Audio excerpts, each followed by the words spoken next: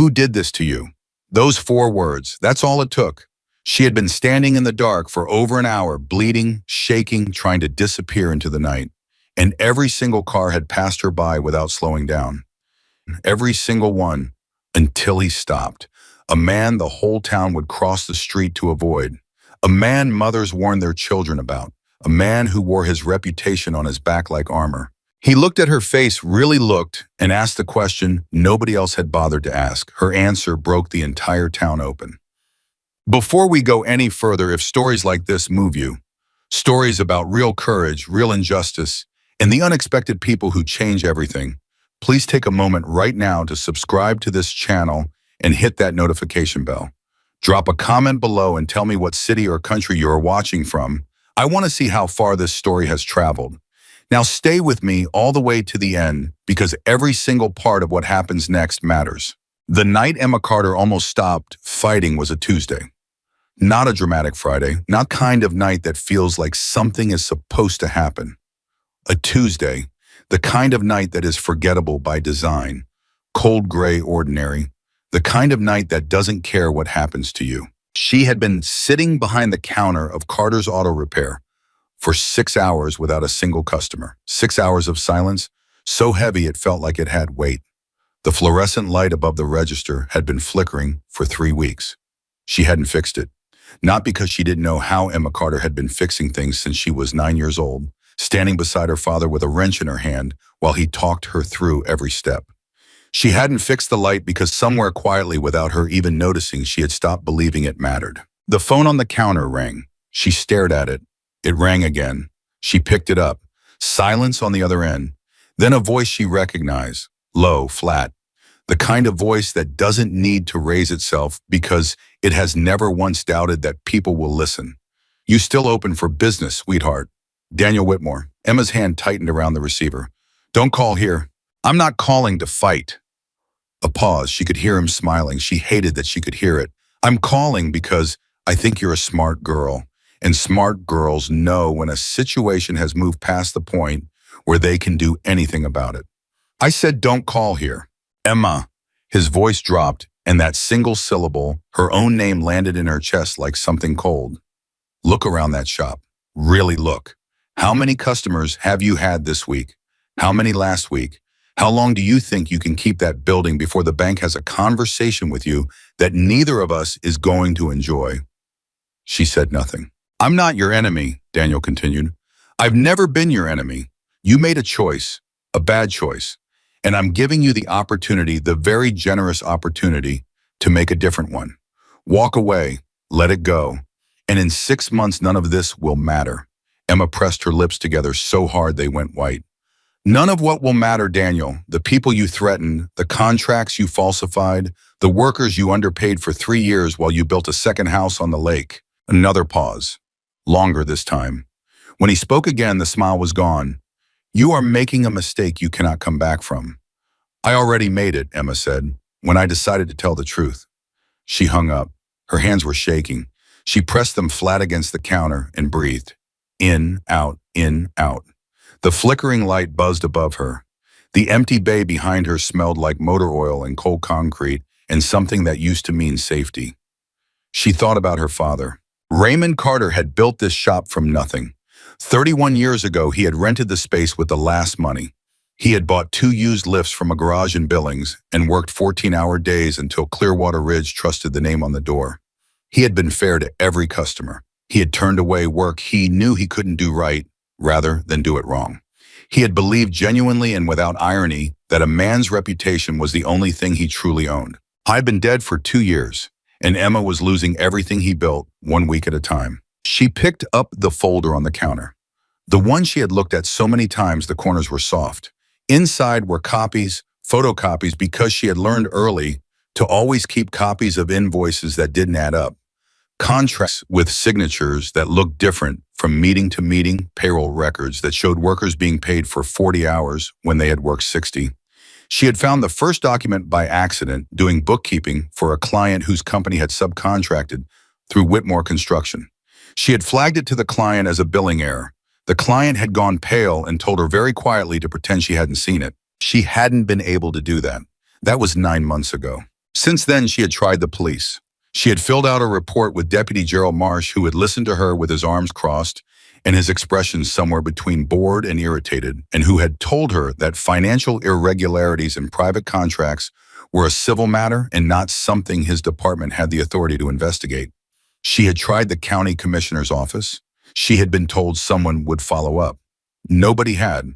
She had tried a lawyer, a young woman named Patricia Hale, who had taken one look at the name Whitmore on the documents and very politely declined to take the case, citing a conflict of interest she did not explain. She had tried everyone. Everyone had something more important to do. Emma stood up from behind this counter and walked to the front window.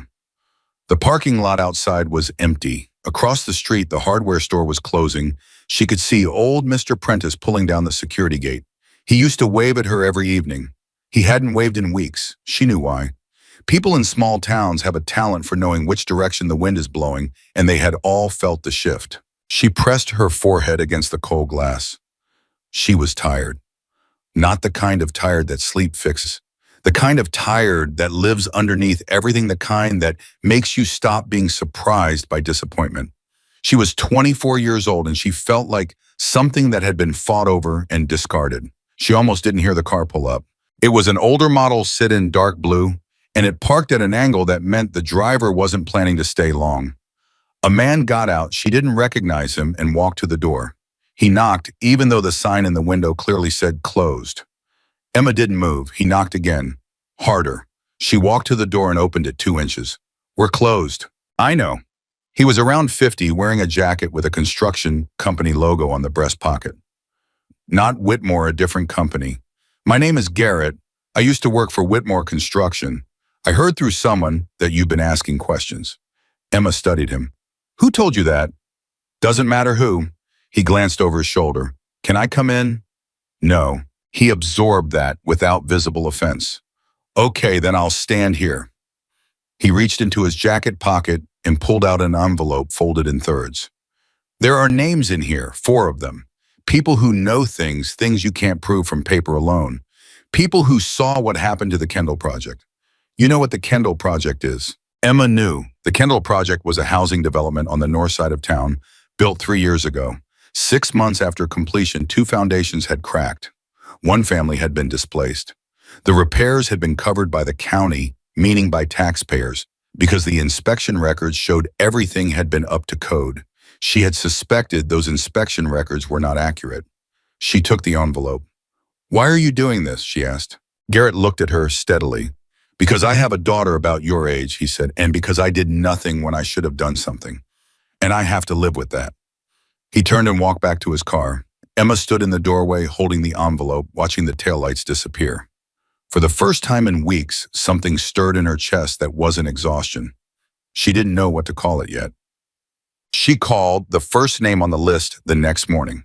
No answer. She called the second. A woman picked up, listened to Emma say 3 sentences, and hung up without speaking. She called the third, a man named Roy. He answered and he listened and he said, I've been waiting for someone to call. And then his voice dropped and he said, but not on the phone and not anywhere in this town. Where? Emma asked. There's a diner off Highway 12, past the junction about 8 miles. It doesn't have a sign anymore. You'll know it by the red roof. Thursday at noon.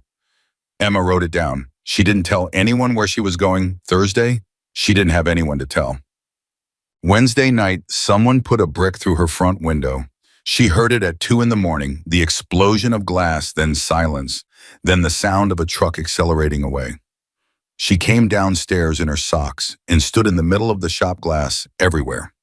Cold air rushing in through the gap where the window used to be, and she stood there for a long time without moving. Then she got a broom. She cleaned it up herself. She boarded the window with plywood she found in the storage room.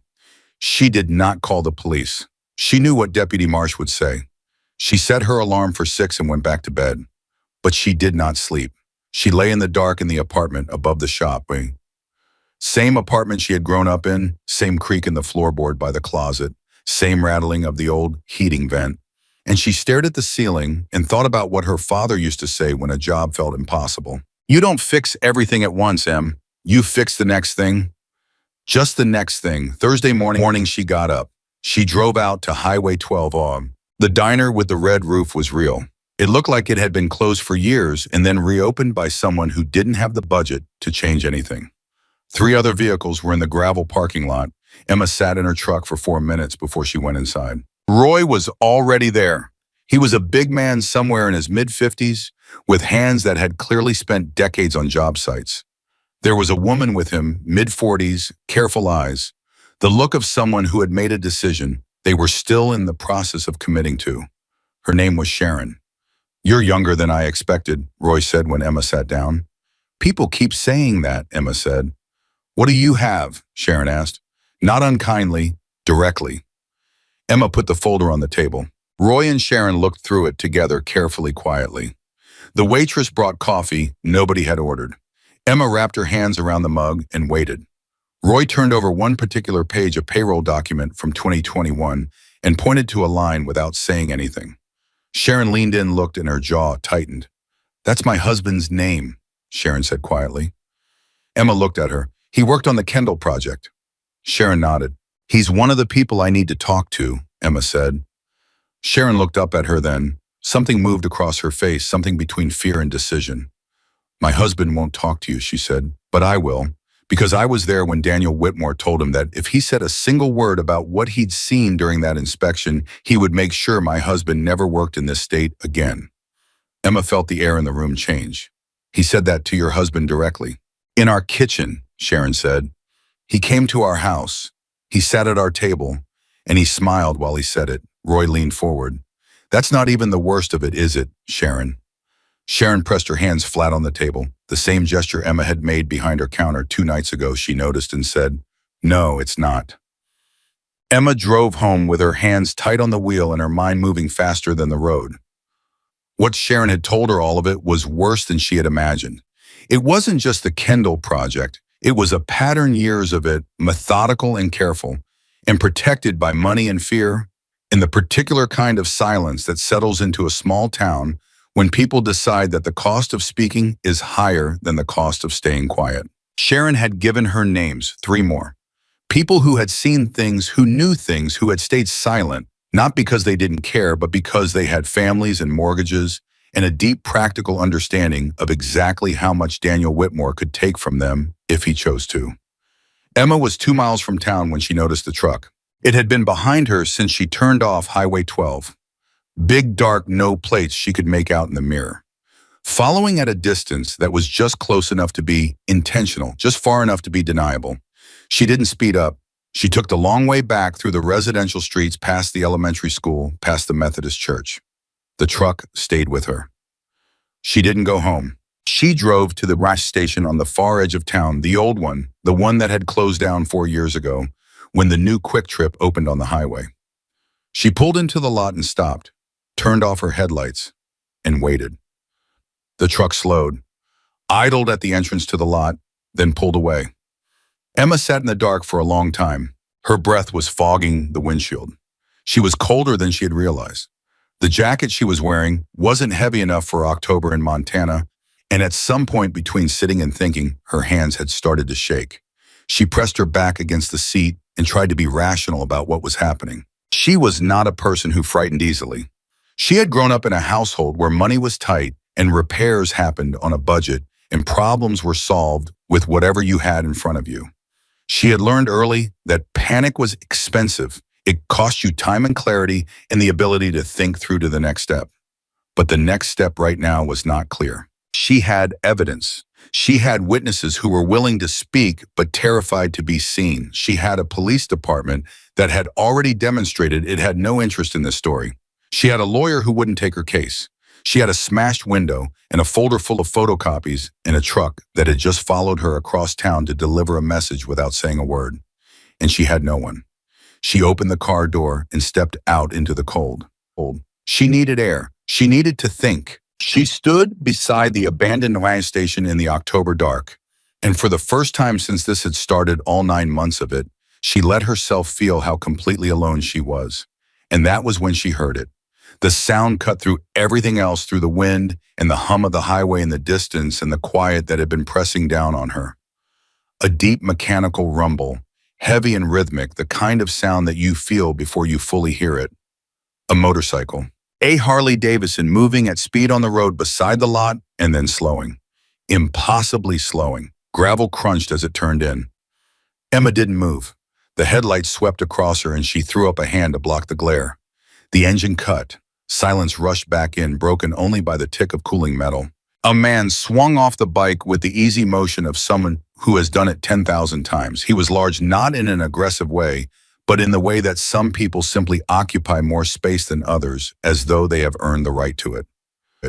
Black leather vest over a dark jacket, patches she couldn't read in the low light.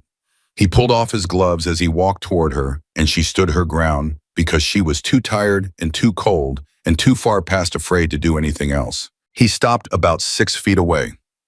He looked at her face, not the way people usually looked at her lately, sliding past not wanting to get involved. He really looked, the way someone looks when they are actually trying to see. And then he pulled off his helmet, and she saw his face clearly for the first time, and he said quietly, without preamble, without introduction, 4 words. "Who did this to you?" Emma opened her mouth.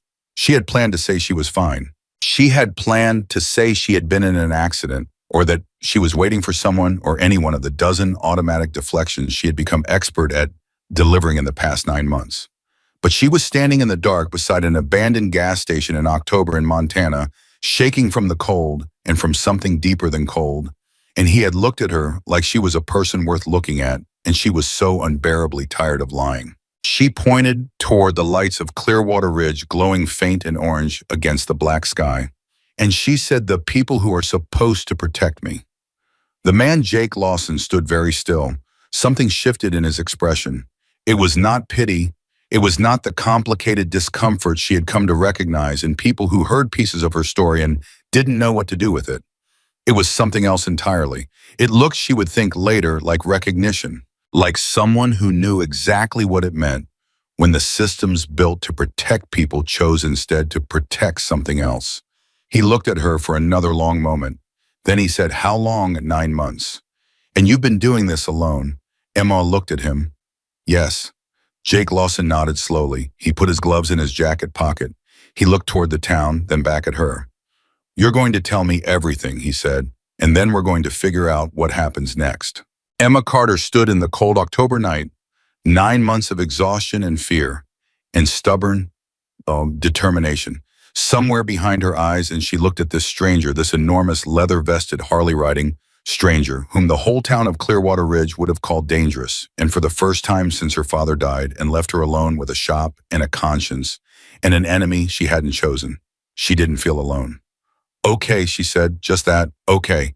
And everything that happened after that, every single thing began with that word. Jake didn't take her somewhere dramatic. He didn't make a speech. He just pointed at the old concrete steps beside the abandoned station and said, "Sit. You look like you've been standing for too long." Emma sat, not because he told her to, because her legs were done. He sat beside her, not too close, not in the careful way people sit when they're performing politeness, but in the way someone sits when they've decided they're staying and they want you to know it. He pulled a thermos from the side bag on the Harley, unscrewed the cap, and handed it to her without asking if she wanted it. She took it. It was coffee. Hot. She hadn't realized how cold her hands were until the warmth hit her palms. "Start wherever it makes sense," Jake said. "I'm not going anywhere." Emma looked down at the thermos. She had given this speech, or versions of it, to Deputy Marsh, to the county commissioner's assistant, to Patricia Hale, the lawyer, to 2 journalists she had emailed who had never responded. Each time she had been careful, organized, professional. She had led with the documents established, the timeline been precise about what she could prove versus what she suspected. It hadn't worked. So she stopped being precise. She just talked. She told him about finding the first invoice, about the client who went pale, about the 9 months that followed, the police report that went nowhere, the lawyer who wouldn't take the case, the customers who stopped coming, the window that got put through with a brick at 2 in the morning while she was asleep upstairs in the apartment where she'd grown up. She told him about Roy and Sharon in the diner with the red roof. She told him about the truck that followed her home. She talked for a long time. Jake didn't interrupt. He didn't pull out his phone. He didn't look at the road or the sky or anything except her face when she was looking at him, and the ground when she needed a moment. He listened the way almost no one had listened to her in 9 months, like what she was saying actually mattered. When she finished, he was quiet for a moment. Then he said, "This Whitmore. He's got the police. One officer for certain, possibly more. I can't prove it. The commissioner's office. Either paid off or just scared. Same result. And the workers who know what happened on the Kendall project, they won't go on record. Sharon will, maybe Roy. The others have families." Emma paused. "I understand why they're scared. I'm not angry at them." Jake looked at her sideways. "You're not angry at anyone except Whitmore, are you?" It wasn't really a question. "I'm angry at the system that lets him operate," Emma said. "He didn't build any of this by himself. He built it because enough people decided looking away was easier than looking at it." Jake nodded slowly. "Yeah," he said. "I've seen that before." There was something in his voice when he said it, a weight that belonged to a different story, one she didn't know yet. She didn't push. She had learned that some people carry things they'll tell you when they're ready and not a moment before. "What is it you actually want?" Jake asked. "Not what you want to stop. What do you want to happen?" Emma thought about it. Genuinely thought about it because she realized it had been so long since anyone asked that she wasn't immediately sure how to answer. "I want it to be on record," she said finally. "I want there to be a paper trail that can't be buried. I want the families whose houses cracked because corners were cut to know that someone fought for them, even if I can't fix what happened. And I want Daniel Whitmore to answer for it in a room where his money doesn't buy the verdict." Jake looked at her for a long moment. "Okay," he said, the same word she had used 20 minutes ago.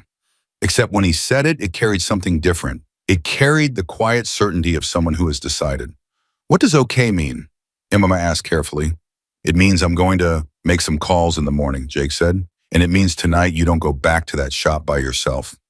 Emma straightened. "I've been going back to that shop by myself for 9 months. "I know, that's my point." She wanted to argue.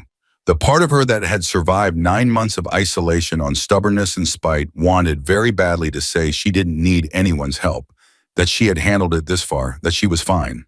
But she remembered the truck that had followed her, and the brick through the window, and Daniel Whitmore's voice on the phone, flat and smiling, telling her she'd made a mistake she couldn't come back from.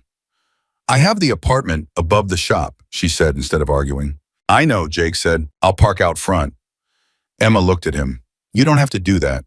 "I know that too." He stood, picked up the thermos, and screwed the cap back on. "You drove out here alone to meet two strangers in a diner because somebody slipped you an envelope. You're not someone who needs to be rescued, but having someone at your back isn't the same as being rescued." She didn't answer that. But she drove home, and when she pulled into the lot behind the shop, she saw the headlight of the Harley in her rearview mirror, and she sat in her truck for an extra minute before going inside, and she did not cry, but it was close. It was very close. The next morning, Jake was still there. "I was sitting on the concrete curb with a paper cup of coffee from somewhere. She never figured out where, since the nearest open gas station was 3 miles down, when she came down at 7. He looked like a man who had slept fine on a motorcycle, which was either impressive or slightly alarming. She couldn't decide which. "I made some calls," he said. "At what time early?" "Jake, what does that mean, you made some calls?" He stood up and handed her the other coffee he'd been holding. "It means 6 of my brothers are going to be in Clearwater Ridge by noon, and it means I want you to show me the shop." Emma stared at him. 6, they're good people," Jake said simply, "and they know how to be useful." She didn't know what she had expected. She didn't know what she had imagined when in the cold dark of the previous night she had said okay to a stranger on a Harley. She had not imagined this. 6 motorcycles rolling into Clearwater Ridge before lunch, their riders parking in front of Carter's Auto Repair, with the calm efficiency of people who had done 100 things harder than this. The town noticed. Of course the town noticed. In a place the size of Clearwater Ridge, 6 Harleys, in front of a shop that had been struggling for the better part of a year, was not a subtle development. Emma watched from inside as people on the sidewalk slowed, stopped, studied the bikes and the men sitting on or near them, and then visibly started recalculating. That was the first mini-earthquake of the day. The second one came at 11:15, when a man named Marcus, broad-shouldered, quiet, with the kind of face that had clearly absorbed a significant amount of life experience, walked into the shop and set a tool bag on the workbench with a business-like thump. I used to do this for a living, he said to Emma. Before I didn't. Where do you want to start? Emma looked at the tool bag, then at Marcus, then at Jake, who was leaning in the doorway with his arms crossed, and the expression of someone pretending they hadn't orchestrated anything. Start, Emma said. Marcus looked around the shop with the assessing eye of a professional. The lift on the left is misaligned. The diagnostic computer is at least 2 models old. I can't fix that today, but I know someone who can get you a replacement at a reasonable price. The plywood on the window needs to come down and the frame needs to be replaced, not just the glass. He paused. Unless you'd rather I start somewhere else. Emma took a breath. The lift, she said. Start with the lift. While Marcus worked, Emma pulled Jake aside and said quietly but directly, I need you to understand something. I am not running a charity case. Whatever your people do here, I will pay back. I don't know how or when, but I will. Jake looked at her steadily. Nobody's keeping a tab. I am. He seemed to consider that, then he nodded. Okay, we can talk about it later. Right now, can I see the documents? She brought them out, the originals, not the copies which she had been keeping in a fireproof lockbox under her bed with a kind of desperate hopefulness that felt almost superstitious in retrospect. She spread them on the counter and walked Jake through each one. He was a better reader of this kind of material than she expected. He asked precise questions. He didn't jump to conclusions. When she showed him the payroll discrepancies, he spent a long time on 2 specific pages before looking up. Who processed these, he asked. Whitmore's internal accountant, a woman named Carla Demings. Is she still working for him? Emma hesitated. As far as I know, why? Because whoever processed this knew what they were doing, Jake said. And they either did it under duress or they're protecting themselves with a paper trail they're hoping someone eventually finds. He tapped one of the pages. Look at this. This isn't an error. This is a margin. This is someone making sure the number is technically wrong in a way that points somewhere. Emma looked at where he was pointing. She had looked at that page 40 times. She had seen an irregularity. She had not seen what Jake was describing. You think Carla Demings is documenting against him? Emma said slowly. I think it's worth finding out. That was the 3rd earthquake, and the day was not even half over. At 1 in the afternoon, something happened that nobody planned for. Old Mr. Prentice from the hardware store across the street, the one who had stopped waving, pushed open the door of the shop. He stood in the entrance and looked at Marcus, working on the lift, and at the other men doing various tasks around the lot, and at Emma standing behind the counter, and he was quiet for a moment. Then he said, I owe you an apology, Emma. Emma said nothing. I saw what was happening to you, Prentice said. His voice was rough around the edges, the voice of a man who had been having a difficult internal conversation and had finally arrived at the end of it.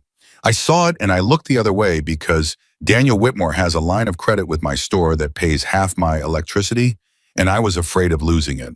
And that was cowardly. He paused. I'm sorry. Emma looked at him for a long moment. Thank you for saying that, she said. And she meant it. She didn't say it was fine because it wasn't entirely fine, but she meant the thanks. Prentice nodded. He looked at Jake. You the one who brought these fellas in?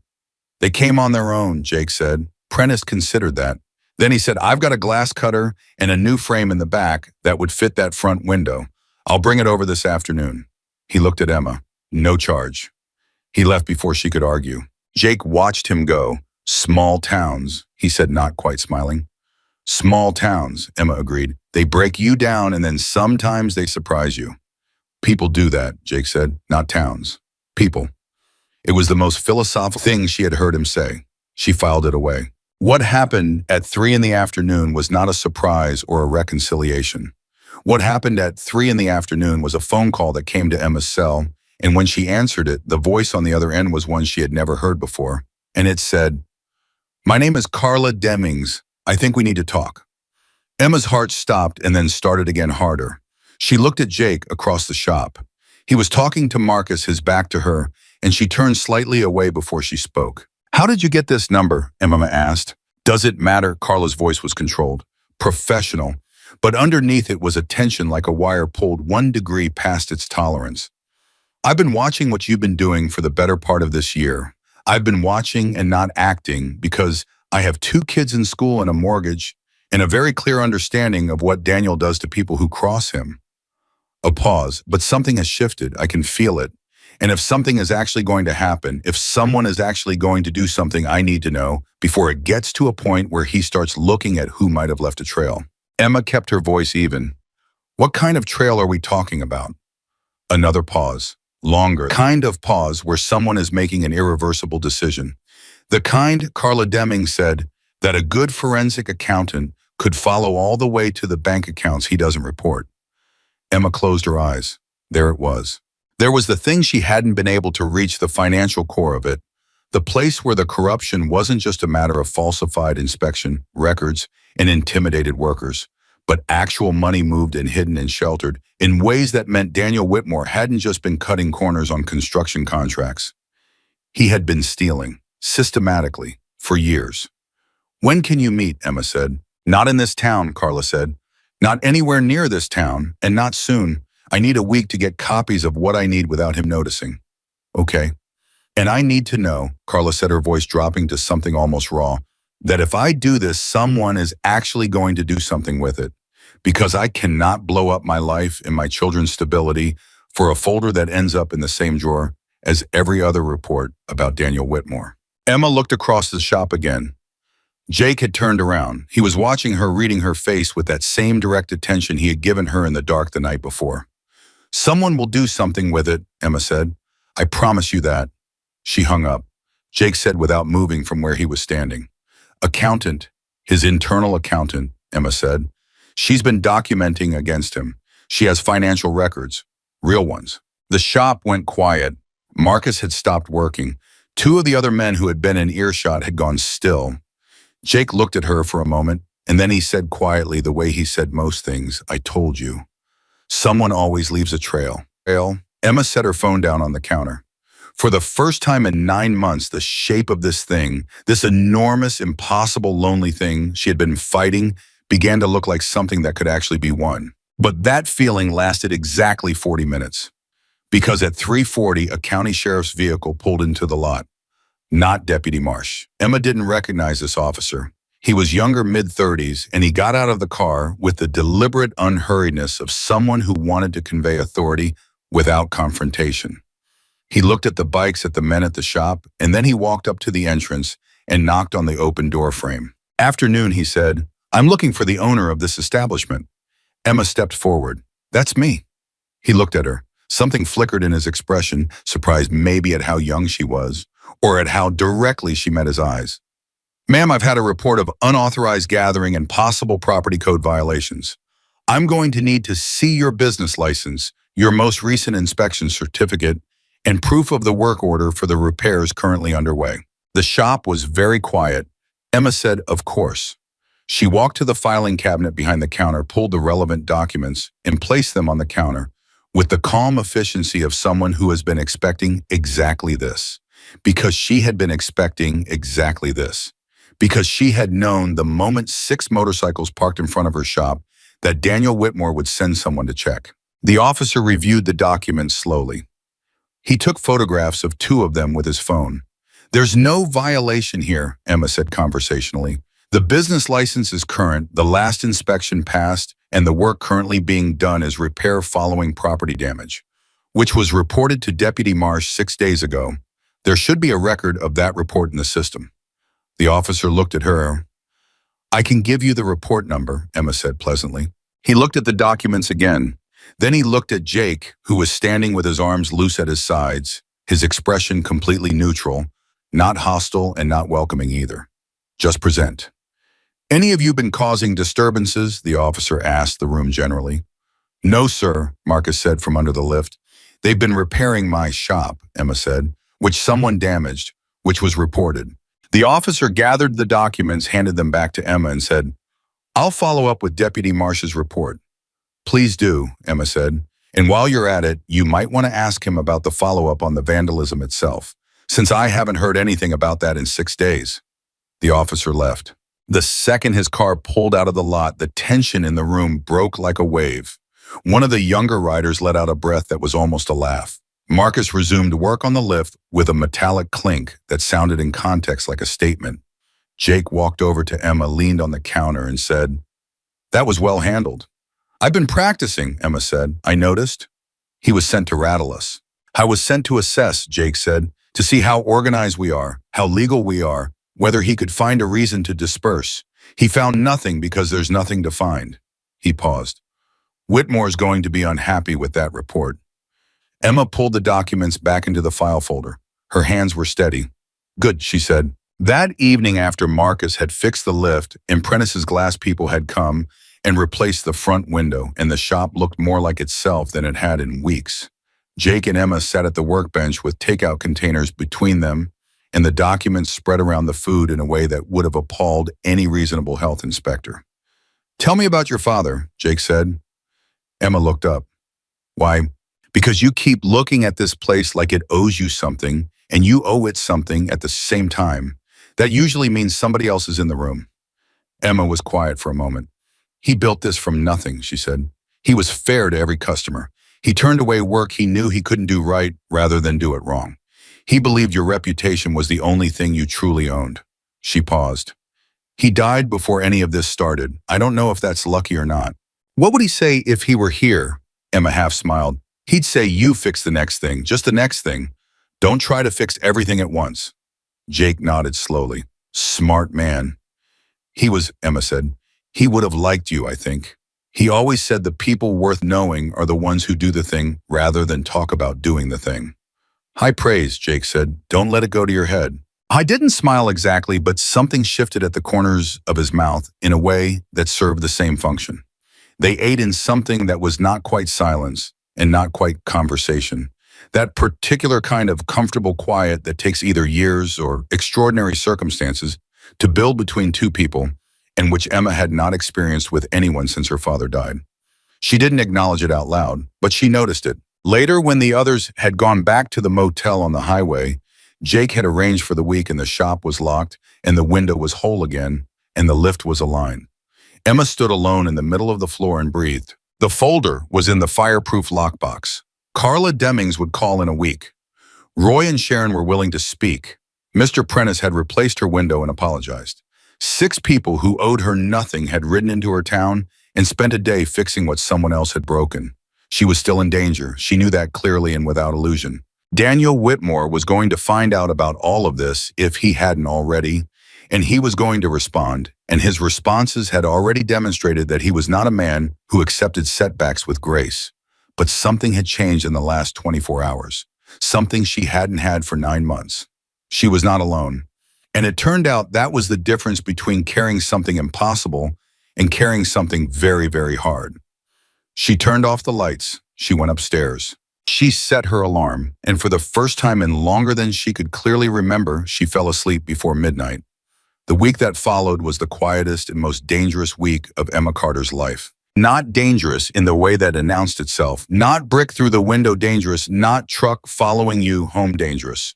This was the other kind, the kind that moves beneath the surface, the kind you feel in the way people look at you, in the half-second pause before someone speaks, in the calls that don't come, and the calls that do come at the wrong hours.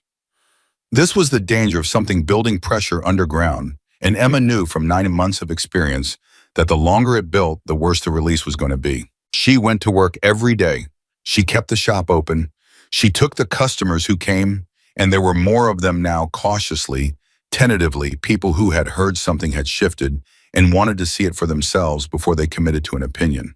She didn't perform gratitude for their return. She just fixed their cars, charged fair prices, and thanked them for coming in the same way she had always done, the same way her father had done before her. If some of them seemed slightly disappointed by the absence of drama, that was their problem. Jake had stayed. That surprised her more than she admitted. She had assumed on some practical level that he would ride out after the first day. The way he'd ridden in, abruptly, cleanly leaving the space slightly different than he found it. But he was there every morning when she came down, and he was useful in the way that genuinely capable people are useful without needing direction, without requiring acknowledgement. He repaired things. He made phone calls she didn't ask about and reported back only the relevant results. He had a quality she had rarely encountered, which was the ability to be present without being intrusive, to take up exactly the space required and not 1 inch more. 2 of the other riders, Marcus and a quieter man named Dex, had also stayed. The others had gone back to their lives, but left contact numbers, and more importantly, the knowledge that a single call would bring them back. That knowledge, discovered, had a physical weight, a good kind. On day 3 of the quiet week, Roy called. "Something happened," he said without preamble. Emma straightened at the counter. "What?" "One of the names I gave you. The third one on the list, Tommy Wen. He got a visit yesterday from 2 men he'd never seen before. They were at his house. His wife was home." Roy's voice was measured, but Emma could hear what was underneath it. They didn't threaten him directly. They just wanted to know if he'd been talking to anyone about the Kendall project. Very casual, very friendly. He paused. "Tommy has a 7-year-old. Emma closed her eyes for 1 second. "Is he okay?" "Scared. He called me last night." "Emma," Roy stopped. "He's not going to talk. And I don't blame him. I want you to know that before you say anything. I don't blame him." "I know," Emma said. "I don't either. But what it means is that Whitmore knows someone is talking to witnesses. He knows the circle is tightening, even if he doesn't know exactly what you have or who you've talked to." "He knows about the meeting at the diner," Emma said. It wasn't a question. "Probably not the specifics. But yes, I think he knows you didn't stop at filing reports." Emma thanked Roy and hung up. She turned to Jake, who was 3 feet away, and had been 3 feet away for enough of these conversations that they'd stop pretending he wasn't listening. "Whitmore sent people to a witness's house," she said. "He has a family." Jake's expression didn't change, but something in his eyes did. "Anyone hurt?" "No, just a message." "What kind of message?" "The kind that says, we know who you are, and we know where you live, and we know your wife was home yesterday." The shop was quiet for a moment. Marcus at the workbench had stopped moving. Jake said, "He's getting scared." "That makes it more dangerous," Emma said. "Yeah." "Yes," Jake said simply. "It does." He didn't dress it up. She respected that. She called Carla Deemings that evening. The call went to voicemail. She left a message saying only that timing might be more critical than they discussed and to please call back as soon as possible. Then she sat with her phone in her hand and thought carefully about what the situation actually was. Whitmore was applying pressure to witnesses, which meant he knew or strongly suspected that someone was building a case, which meant he was moving faster than she had anticipated. The window between now and the moment he decided that pressure wasn't enough, the moment he escalated from messages, left at houses, to something that couldn't be walked back. That window was not as wide as she'd been hoping. She needed Carla's documents. She needed them sooner than a week. She called back and left a second message, more direct this time. "Whitmore is visiting witnesses at their homes. I need whatever you have as soon as you can get it safely." Carla called back at 11:15 that night. Her voice when Emma answered was different from the first call. Tighter. The professional control was still there, but it was working harder. "He called me into his office today," Carla said. Emma sat up. "What did he say?" "He said he wanted to review the payroll records from 2021 to 2023. He stood behind me while I pulled them up. He didn't say why." A breath. "He's never done that before. In 4 years, he has never stood behind me while I worked." "Did he see anything on your computer?" "No, I keep everything I've documented on a separate drive.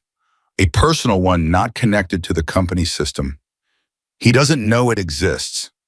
Another breath, this one with a slight tremor. "But Emma, the fact that he's checking means he's trying to figure out if there's a leak from inside," Emma finished. "Yes." "How long to get what you have copied and out of the building?" Silence. "Then if I come in early Friday before anyone else is there, maybe 2 hours? Can you do Friday?" "I think I have to." Carla's voice dropped to something very quiet. "Because I think if I wait much longer, the option disappears." Emma thought of Tommy Wen's 7-year-old. She thought about what it means to weigh your courage against your children's safety and find yourself unable to make the calculation come out clean. She thought about how Carla Demings had been making that calculation for 4 years. "Friday," Emma said. "I'll have someone there when you come out. Someone you can trust. They won't come inside. They'll just be there." "You can't tell me not to be scared," Carla said. "I'm not going to," Emma said. "Being scared is the right response. But you already made the decision when you started leaving the trail. You made it a long time ago. Friday is just the next step." A long silence. "Okay," Carla said. That word again. Emma was beginning to believe it was the most important word in the language. The next morning, she told Jake. He listened without interrupting and then said, "I'll go Friday, not you. She doesn't know you. She knows what I look like after I text her my description. She doesn't need to know me. She needs someone she can see from a window. When she walks out of that building, someone who is visibly capable of handling a problem if one appears." He paused. "You can't be there, Emma. If Whitmore has someone watching that office and he sees you, he knows it's Carla. Right now he's suspicious, but he doesn't know for certain. Let's keep it that way for 3 more days." Emma hated that he was right. "Fine," she said. "Also," Jake said, in the tone he used when he was adding something he knew she wasn't going to like, "I want to talk about going to the state level." Emma looked at him. "I tried." "You tried the county," Jake said, "which Whitmore owns. The state attorney general's office is different. And I made a call yesterday to a woman named Diane Ferrara, who works in their financial crimes unit. She listened. She asked questions." He pulled out his phone, found something, and handed it to her. "She wants to talk to you." Emma looked at the phone, a message short and professional. "Ms. Carter, I'd like to schedule a call at your earliest convenience. We may have overlapping interests. D. Ferrara AG Financial Crimes." Emma read it twice. "When did you—" She stopped. "You said a call yesterday. You called the Attorney General's office yesterday." "Financial Crimes Unit," Jake said, "not the main office." "How do you know someone in the AG's Financial Crimes Unit?" Jake took the phone back. "I've been riding these roads for a long time," he said. "You meet people." Emma looked at him for a moment. There was clearly a longer story there, one that had to do with the weight she'd heard in his voice that first night, the weight that belonged to a different story. She still didn't push. "I'll call her today," Emma said. "Good." She called Diane Ferrara at noon from the back office of the shop with the door closed and Marcus running the diagnostic computer loudly enough in the bay to cover her voice. Ferrara picked up on the second ring, which told Emma she'd been waiting for the call. Diane Ferrara was 53 years old, had worked in financial crimes for 19 years and spoke the way people speak when they've heard everything and are still capable of being interested in what they're hearing. She asked Emma to walk her through the documents. She asked specific, intelligent questions. At one point, she said, "Stop, go back to the payroll records from 2021. The margin discrepancy on page 4. And Emma realized with a start that Ferrara was looking at a copy of the documents, which meant Jake had already sent them, which meant this conversation was not a preliminary inquiry, but something further along than that. "Mr. Lawson shared these with me yesterday with your permission," Ferrara said, hearing the pause. "I hope that's acceptable." "It's fine," Emma said. "It's more than fine." She paused. "What do you see?" "What I see," Ferrara said carefully, "is consistent with a pattern we've been tracking in 3 other counties over the past 18 months. Not directly connected, but stylistically similar. The same fingerprints, if you'll allow the metaphor." She paused. "If your accountant contact produces what you're describing, combined with witness testimony, combined with these documents, we're not talking about a civil matter or a county investigation. We're talking about federal wire fraud, tax evasion, and potentially RICO, depending on how wide the network goes." The word RICO landed in the small back office like something dropped from a height. Emma kept her voice even. "How long would an investigation take?" "That depends on the quality of what we receive. If the financial records are clean and comprehensive, weeks for a preliminary finding, months for a full investigation." A pause. "But Ms. Carter, I want to be direct with you. If this person is visiting witnesses at their homes, he knows something is moving, which means you don't have the luxury of a slow timeline." "No," Emma agreed, "we don't. The documents your accountant pulls Friday, can you get them to me by Friday evening?" "I'll find a way," Emma said. "Good. One more thing." Ferrara's voice shifted slightly, taking on the quality of someone saying something important and meaning for it to be received as such. "What you've done here, the 9 months of it, the filing of reports that went nowhere, the building of a case when the system ignored you, that matters. I want you to know that. It matters procedurally, and it matters because it's the reason this conversation is happening." Emma pressed her lips together. She did not trust herself to say anything meaningful for a moment. "Thank you," she said finally. "Don't thank me yet," Ferrara said. "Thank me Friday evening. After." Emma hung up and sat in the silence of the back office for 60 full seconds. Then she opened the door and walked back into the shop and said, "Jake, we have a real line to the state." He looked at her and said, "I know." And then almost as an afterthought, do you want some coffee? She laughed. It was the first time she had laughed, and she could not remember how long, and it surprised her enough that she covered her mouth with her hand, and Jake watched this with an expression that was carefully neutral, but had something behind it that was not neutral at all. Yes, she said, I want some coffee. Thursday arrived, and with it, a silence that felt constructed. Emma opened the shop, did the work, talked to customers, kept her hands busy, and her face calm. At 2 in the afternoon, she got a call from a number she didn't recognize. She almost didn't answer. She answered. Emma Carter, a man's voice. Smooth, educated, the kind of voice that had been professionally calibrated to inspire confidence. Yes, she said carefully. My name is Robert Hale. I'm an attorney. I represent Daniel Whitmore. Emma said nothing. I'm calling, Hale continued, because my client is concerned about some recent activity in and around your business. Specifically the presence of individuals affiliated with a motorcycle organization that has a documented history of illegal activity. My client is prepared to bring a formal complaint to local law enforcement if this situation continues. Emma listened to all of this. She let him finish completely. Then she said, I appreciate you calling, Mr. Hale. Please advise your client that the individuals present on my property are invited guests, that all work being performed is legal and permitted, and that any contact from law enforcement would be welcomed, since it would also give me the opportunity to follow up on a vandalism report I filed 9 days ago that has received no response. She paused one beat. Is there anything else? A brief silence on Hale's end. My client is simply... Mr. Hale, Emma said, and her voice did not waver. Your client has called my shop, sent vehicles to follow me, put a brick through my front window, and dispatched men to visit a witness at his home in front of his wife and child. Tell your client that the appropriate time to be concerned about legal exposure was before all of that. That window has closed. She hung up. Her heart was hammering, but her hands were steady. She walked to the doorway between the office and the bay where Jake was talking to Dex, and she said, Whitmore just had his lawyer call me. Both men looked at her. He threatened to bring a formal complaint about your presence here, she said. Jake said, what did you say? I told him to go ahead, since it would give me the opportunity to follow up on my vandalism report. Marcus, who had been listening from under a car, let out a low sound that was unambiguously appreciative. Jake looked at her for a moment with that same quality of attention he'd had since the very first night. He's rattled, he said. I know, Emma said. Rattled people make mistakes. I know that too. Are you ready for whatever he does next? Emma thought about it. Not as a performance of courage, not as a line she was supposed to deliver.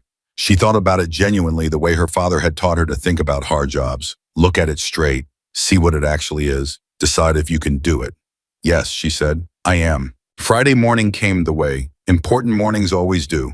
Unremarkably, just another opening of the eyes, just another alarm, except that the weight of it was different, and every movement had an extra layer of consciousness pressed against it. Instead, Jake left at 7:15.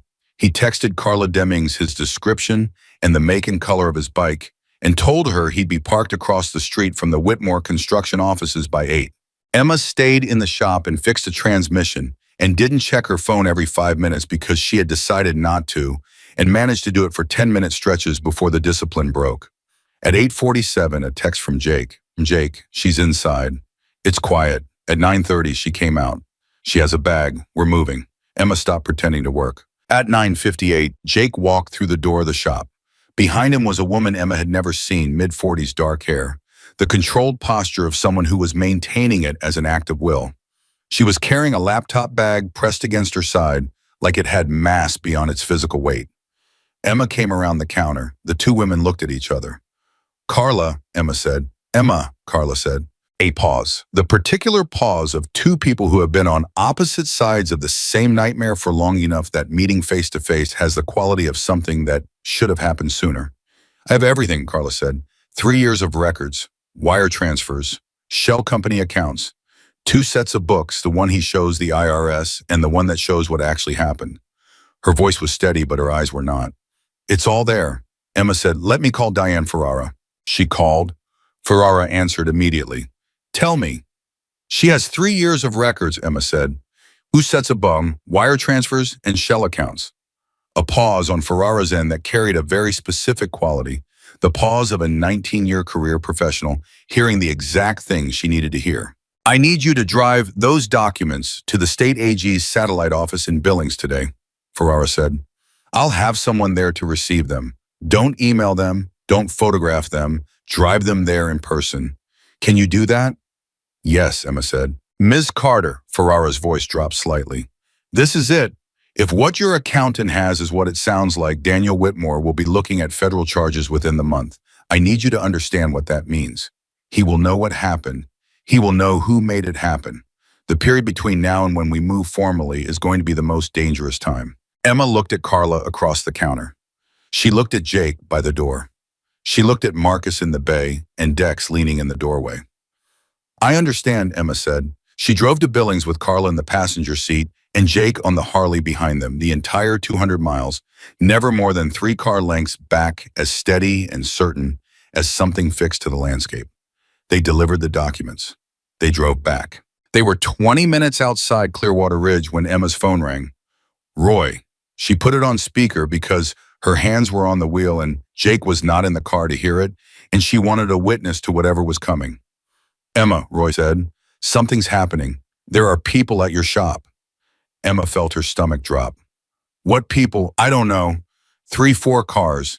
They pulled up about 20 minutes ago. I'm calling from down the street. I can see your lights are on. Is Marcus there? I see someone into the window. I don't know if Emma, one of the cars is Deputy Marsh's personal vehicle. I recognize it. Emma's hands tightened on the wheel.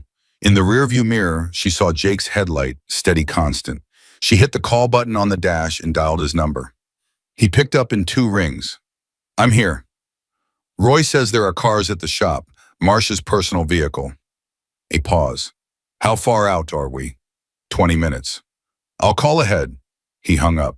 18 minutes later, Emma pulled into the lot. There were indeed cars, 4 of them. 3 men she didn't recognize standing in the kind of loose formation that is supposed to look casual and doesn't. Deputy Marsh in civilian clothes standing near the door of the shop with his arms crossed, and Marcus inside the glass, visible through the new window, sitting on a stool behind the counter, with his phone in his hand and his expression carrying the calm of someone who has been in more difficult rooms than this one. Emma got out of the truck. She walked straight toward Deputy Marsh. She did not slow down. He straightened when he saw her coming. Miss Carter. Deputy Marsh, she said. What are you doing at my property in civilian clothes with 3 men I don't recognize? He opened his mouth. Before you answer, Emma said, I want you to know that I've had a very productive day. I drove to Billings and back, which means I have 200 miles worth of dash cam footage. I've been in contact with Diane Ferrara at the State Attorney General's Financial Crimes Unit.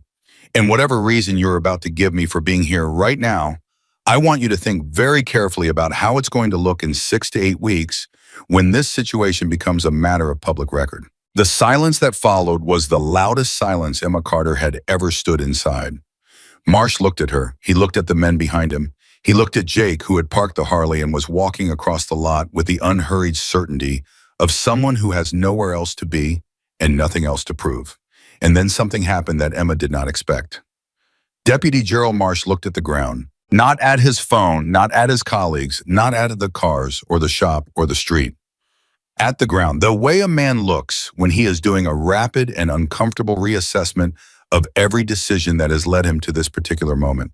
We were just checking in, he said quietly. Emma looked at him for a long moment. The vandalism report I filed 9 days ago, she said. Case number 2024 CR 0847. I'd like an update. Marsh was quiet. Monday, he said, finally. I'll have an update Monday. I'll be here, Emma said. He got in his car. The other 3 men who had clearly not been briefed on the possibility of this outcome stood around for an awkward moment and then got in their cars too. They left. Marcus opened the shop door and looked at Emma with an expression that was approximately 50% relief and 50% something that looked like pride. You're getting better at that, he said.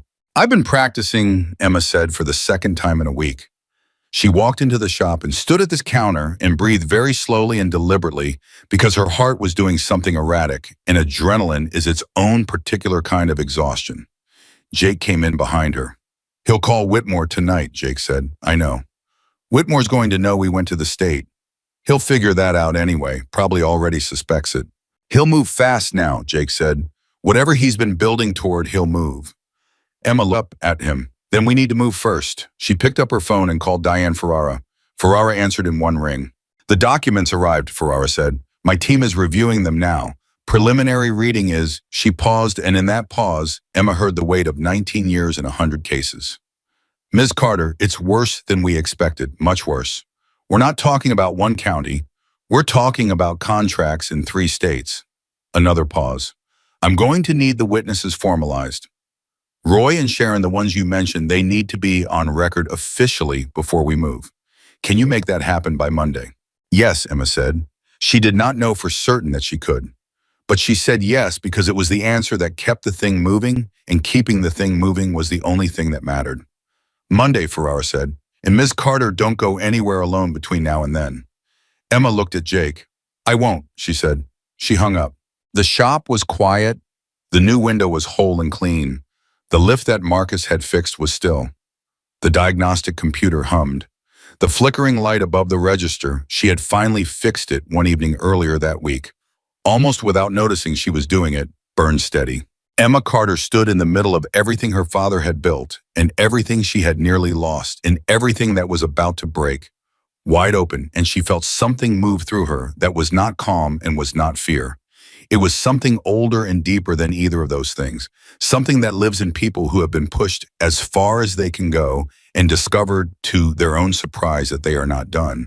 She had 9 months of alone behind her. She had this week ahead. She had a state attorney on the phone and a financial crimes investigator reviewing 3 years of records and 2 witnesses ready to speak, and a man who wore his reputation on his back parked outside her shop for reasons she still hadn't fully untangled. And Daniel Wetmore, who had smiled on the phone and sent a truck to follow her and visited a 7-year-old's house to deliver a message.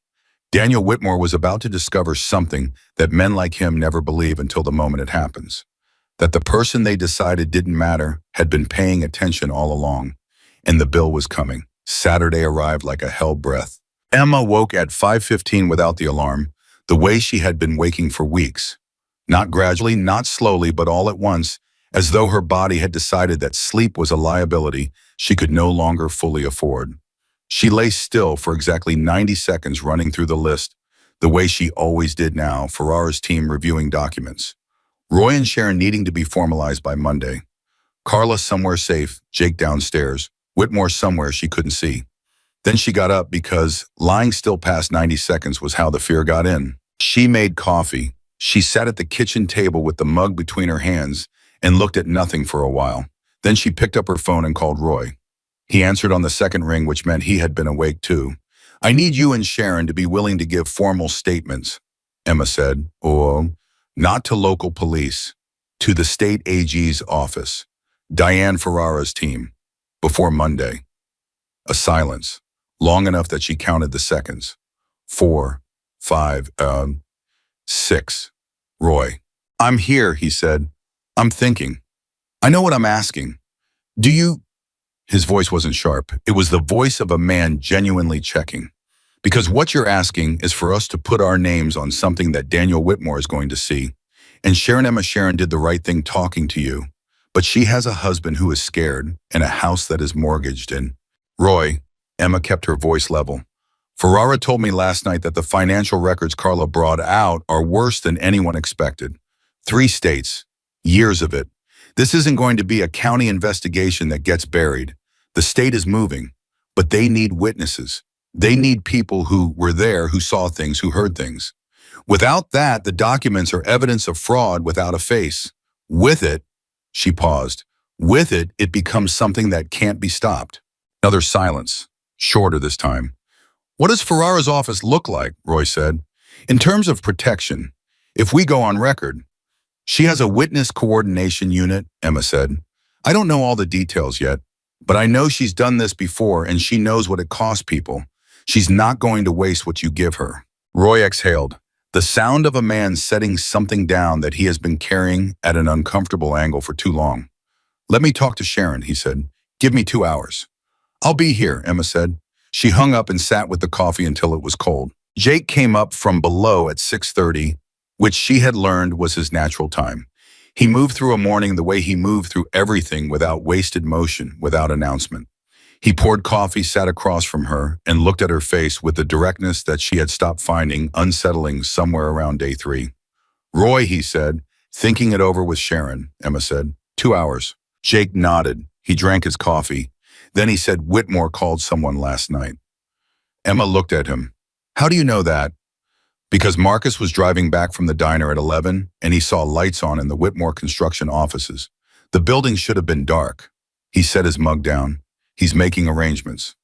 "For what?" "I don't know yet. But men like Whitmore, when they feel the ground shift, they don't wait.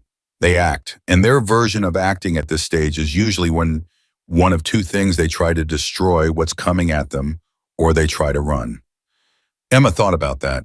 "He can't destroy it. The documents are already with the state." "He doesn't know exactly what Carla took," Jake said. "He might think there's still something to suppress." "Or he tries to discredit her," Emma said. "Or me, or—" She stopped. Her mind landed on something and stayed there. "Carla. If he figures out it was Carla who pulled those records." She was already picking up her phone. Carla answered on the first ring. "Are you somewhere safe?" Emma asked immediately. A pause. "I'm at my sister's in Great Falls." "Why, what happened?" "Whitmore had people in his office at 11 last night. We think he's making moves. He may not know it was you yet, but if he checks what was accessed on Friday morning before anyone else came in—" "He can check," Carla said, and her voice was controlled but barely. "I was careful. I used the general archive access that any senior staff member would have. It's not going to point directly at me." A breath. "But Emma, I called in sick today. I told him I had a migraine. If he's already suspicious—" "Don't go back," Emma said. "Not Monday, not any day this week. Can you stay in Great Falls?"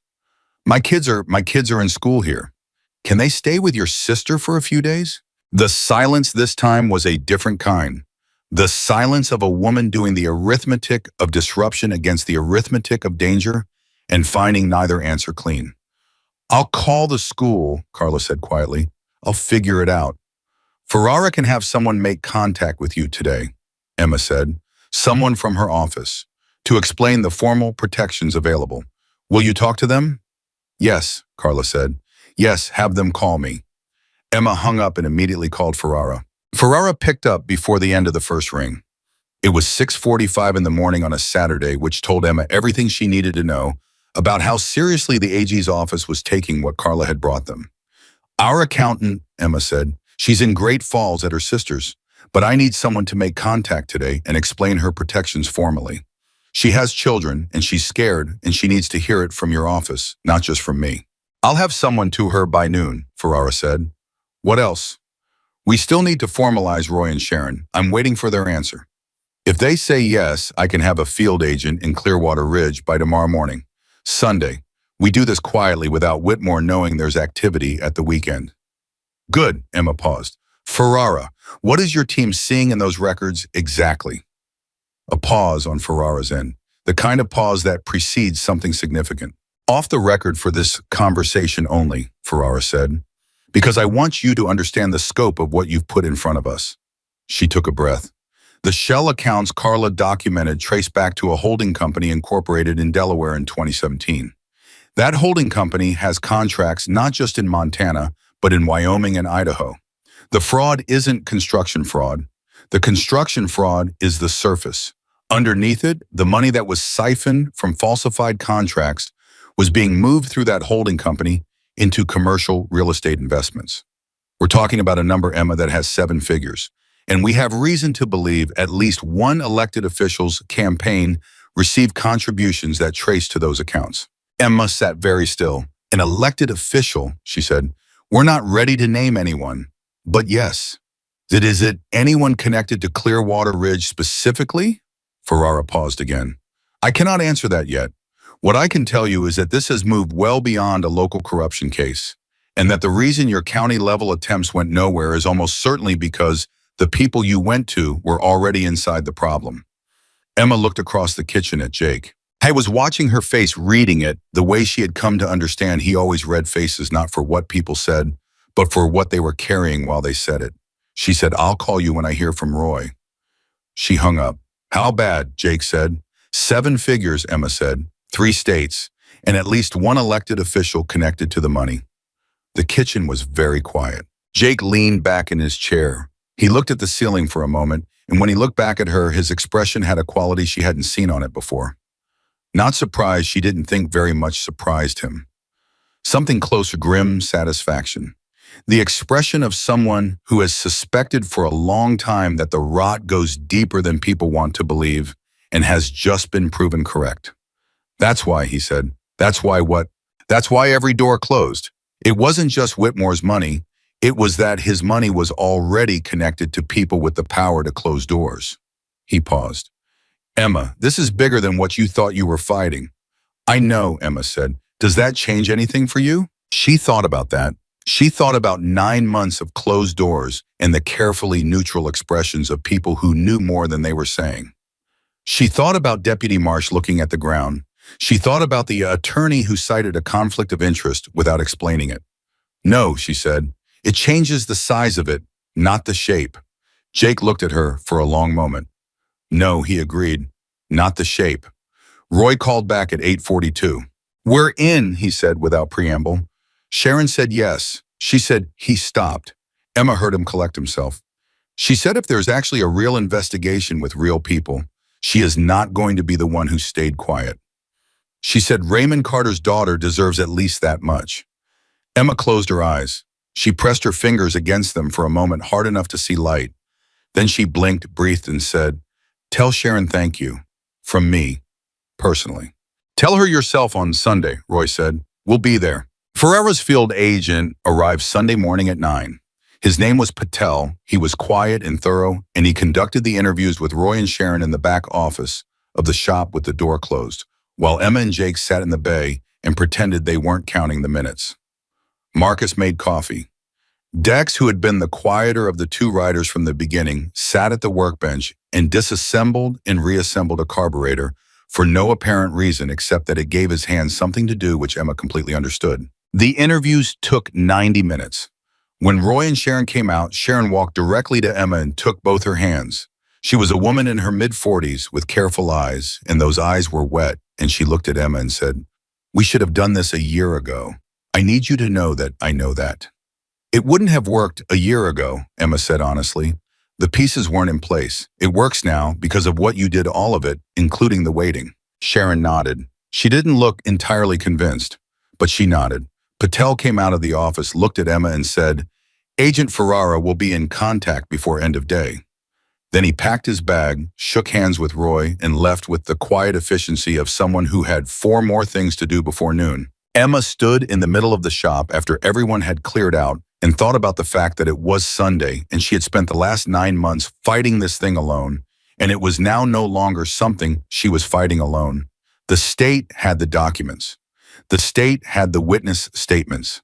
The state had a field investigator who had just spent 90 minutes in her back office, and Diane Ferrara had been available on a Saturday at 6:45 in the morning. It was moving. It was actually finally irrevocably moving. She was still standing there thinking about that when her phone rang. Not Ferrara, not Roy, not a number she recognized. She answered anyway. I think, said Daniel Whitmore, that we've passed the point where this can be handled quietly. His voice was different from the last time he'd called. The smoothness was still there, but it was working harder now, the way a good surface works hard to hide what's happening underneath it. Emma recognized that quality. She had heard it before in the voice of someone who is afraid but has committed to not showing it. She said nothing. She let the silence exist. Whatever you think you have, Whitmore said, whatever you think you've given to whoever you've been talking to, you need to understand something. You're a 24-year-old girl who runs a repair shop in a town nobody's heard of, and I have been operating in this state for 20 years. I have relationships, I have resources, and I have very good lawyers. Emma waited until she was sure he was finished. Then she said, I know about the holding company in Delaware, Daniel. The silence on his end lasted 4 full seconds. I know about the shell accounts. I know about the commercial real estate, and I know about the campaign contributions. She kept her voice completely even. Your lawyers are very good, I'm sure they are, but the people reviewing what I gave them are better.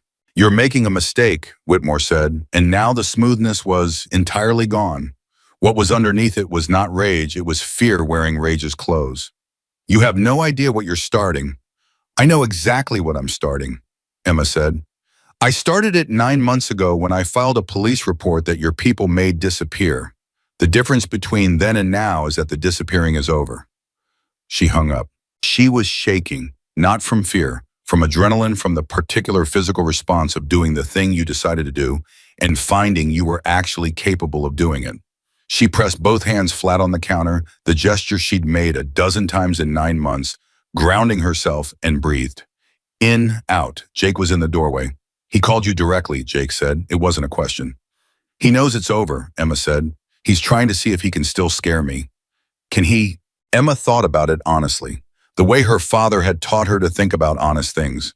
He scares me the way a cornered animal scares me, she said, because cornered animals do unpredictable things.